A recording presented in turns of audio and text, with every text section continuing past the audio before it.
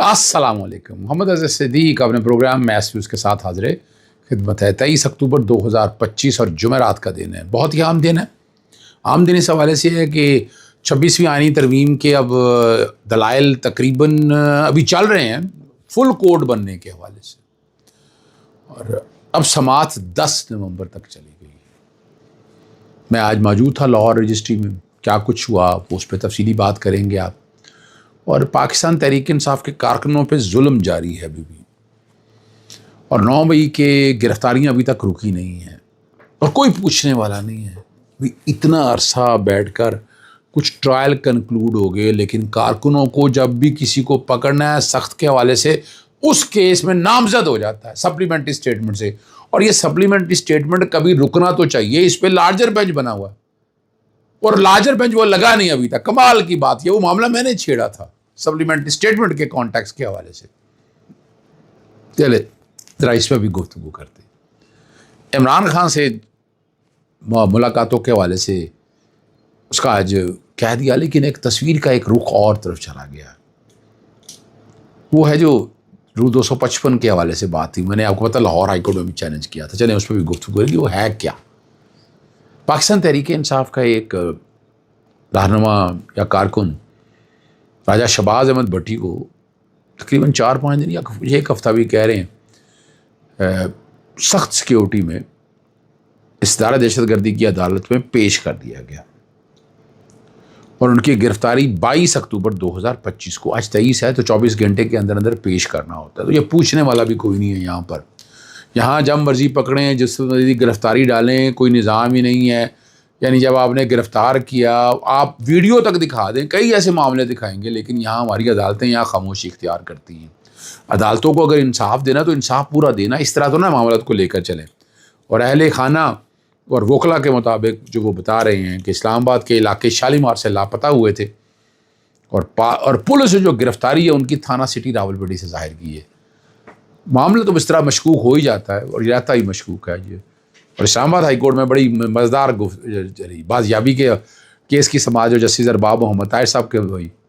D S P legal نے ایک report جمع کرا دی، اور راولپنڈی پولیس نے 2024 کے ایک مقدمے میں، کون سے مقدمے کی بات ہو رہی ہے؟ 2024 کے ایک مقدمے میں گرفتار کیا. سوال یہی ہے نا کہ اگر وہ واقعی مطلوب تھے تو پورے 1 سال بعد گرفتاری کیوں ڈالی؟ 9 مئی کے حوالے سے نہیں تھا. چلیں میں تو 9 مئی کے حوالے سے باتیں وہ کر دی تھی. اور اگر پولیس کی حراست میں تھے تو گمشدگی کر کے اغوا کیوں کیا گیا؟ عدالت کے سامنے یہ سوال تو آنے چاہیے تھے نا کہ آج گرفتاری ڈالی ہے نا، تو اگر 2 دن یا 3 دن اب سے بھیجا میں رہا تو وہ کون پوچھے گا؟ وہ عدالت نے پوچھنا ہے. لیکن یہاں عدالت پوچھتی نہیں ہے. اور یہاں ہم جو عام نارمل روٹین دیکھتے آ رہے ہیں، کسی وقت بھی پولیس گرفتار کر لیتی ہے اور پرانے مقدمے میں گرفتاری ڈال دیتی ہے، اور کوئی باز پرس نہیں ہوتی. اور اچھا، اس میں میں نے آپ کو پہلے بھی بتایا تھا، اس میں ہمیں استغاثے دائر کرنی چاہیے باقاعدہ. جب آپ دیکھیں، یاد رکھیے گا، ایک اگریسو ایکشن لیں گے تو اس کا رزلٹ ملے گا. نظر بندی کے آرڈر کتنے ہوئے اس کو چیلنج کرنے کا میں بار بار کہتا رہا، لیکن کوئی نہیں ہوا. اور جسٹس ارباب محمد طاہر صاحب، اور ایک دور تھا یہ، کہاں تھے اور آج کہاں کھڑے ہیں؟ یعنی میں کسی اور کانٹیکس کے حوالے سے بات کر رہا ہوں. کسی نے سوال نہیں اٹھایا کہ جناب یہ 2 دن اگر 3 دن پہلے پکڑا گیا تھا تو کہاں تھے؟ وہ تو اب سے بھیجا ہے نا، اس کی تو باز پرست ہونی چاہیے. وہ بڑی مزیدار بات ہے. اسلام آباد ہائی کورٹ میں نا جیل رولز پر عمل درآمد کے متعلق درخواست کی سماعت چیف جسٹس سرفراز ڈوگر صاحب، جسٹس ارباب محمد طاہر اور جسٹس اعظم خان بینچ میں شامل تھے. اور اس کے لیے خاص طور پر ایڈوکیٹ جنرل پنجاب سے گئے ہوئے تھے. ان کا کیا تعلق ہے سارے معاملوں کو سامنے رکھتے ہوئے، لیکن وہ گئے ہوئے تھے. اور ان بٹوین سلمان اکرم وزیر نے کہا کہ ہماری بات بھی سنیں. بولنے کا موقع نہیں دیا. انہوں نے کہا وہ گفتگو کر رہے ہیں وہ کریں، معاونت کرنے کی ضرورت نہیں ہے. اور ہم جو یاد ہے آپ کے سامنے میں نے پہلے بھی یہ باتیں کہی تھی کہ بنیادی طور پر سمجھیے گا رول 255 ہے جو سیاسی گفتگو ایسے ہی پابندی لگا دیتا تھا. اسلام آباد ہائی کورٹ نے قلعدم قرار دیا تھا. میں نے لاہور ہائی کورٹ پٹیشنیں دائر کی تھیں، اور وہ پٹیشنیں ڈسپوز ہوئی تھی اسی بنیاد پہ کہ وہ رولز قلعدم ہو گیا ہے، تو اس لیے اس پٹیشن کی ضرورت نہیں. اب اگر وہاں ایسی بات آتی تو میں ریوائول کے لیے ضرور یہاں آؤں گا. اور بظاہر یہی لگ رہا ہے کہ اس رول کو معطل کر دیا جائے، بظاہر یہی نظر آ رہا ہے کہ اس رول کو معطل کر دیا جائے گا، اور خاصی توجہ اٹھائی ہوئی ہے اس معاملے میں۔ تحریک انصاف کے کئی رہنما جو میں بڑے سے شور ڈال رہا ہوں، ان کو روک لیا گیا باہر، اور 26ویں آئینی ترمیم کیس کے سماعت کے دوران ججز جو ہے نا، واضح طور پر ظاہر نظر یہی آ رہا ہے کہ دباؤ میں یا بے حسی میں ہے، بے بسی سر کہہ سکتے ہیں، یا ہم اسی چکر میں نکل نہیں رہے کہ فل کورٹ نے سننا ہے، یا کیسے نظر آ رہا ہے۔ اور یہاں سابق جو جج ہیں، جسٹس ریٹائرڈ شاہد جمیل نے جسٹس منصور علی شاہ اور جسٹس منیب اختر کی جانب سے فل کورٹ کے فیصلے کا حوالہ دیتا کہ یہ فیصلہ اب بھی برقرار ہے، اس پر عمل درآمد ہونا چاہیے، اور اس نقطے پر ججز کے درمیان مشاورت ہوئی کہ آیا شاہد جمیل کو اس فیصلے پر دلائل دینے کی اجازت دی جائے یا نہیں۔ لیکن وہ سوال یہاں کیا گیا کہ ابھی ضرورت نہیں ہے، جب کیس ختم اختتام کی طرف جائے گا نا تو تب سنا جائے گا۔ دیکھیے ایک چیز بڑی واضح ہے، supreme court means supreme court, article 176 191A جو ہے نا، وہ کانسٹیٹیوشن کیسز کی سماعت کی بات کرتا ہے، وہ بینچ کی بات کرتا ہے۔ ایک بڑا مزیدار سوال ہے کہ یہاں دیکھیں نا، یہاں کیا ہے، سپریم کورٹ کے ججز اتنے ہیں، اس میں سے آئینی بینچ میں یہ ججز کیوں نہیں ڈالے گئے، جو نہیں ڈالے گئے وہ کیوں نہیں ڈالے گئے، یہ سوال آج اٹھایا گیا۔ اچھے آرگومنٹ دیے عزیر بھنڈاری نے، اور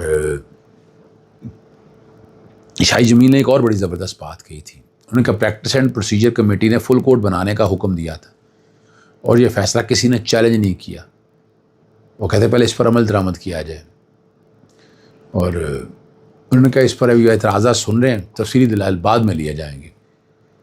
سماعت کے اختتام پر جو جسٹس جمال مندوخیل نے وکیل سے ان کی واپسی کی تاریخ پوچھی تو شاہ جمیل نے کہا وہ 2 نومبر کو واپس آئیں گے، اور جسٹس جمال مندوخیل نے مسکراتے ہوئے کہا کہ تب بینچ بھی فریش ہوگا، آپ آ کر دلائل دے دیجئے گا۔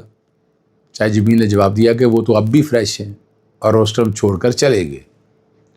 لیکن عزیر بھنڈاری نے بڑے زبردست آئین میں فل کورٹ کا کہیں ذکر نہیں ہے، لیکن وہ کہہ رہا ہے کہ عدالتی نظائر اور روایات میں یہ تصور موجود ہے۔